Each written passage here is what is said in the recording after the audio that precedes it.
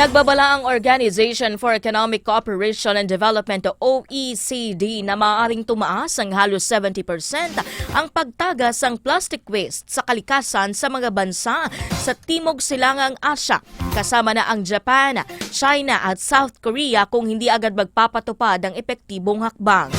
Noong 2022, umabot na sa 8.4 milyon na tonelada ang naitalang plastic waste at maaaring umabot pa ito sa 14.1 milyon na tonelada pagsapit po ng 2050 kung makakapagpatupad ng mas mahigit o mas mahigpit na patakaran gaya ng pagbabawal sa single-use plastics at pagpapataw ng buwis, maaaring mabawasan ang paggamit ng plastics ng 28% at tumaas naman ang recycling rate ng 54%. Samantala, susubukan muling tuloy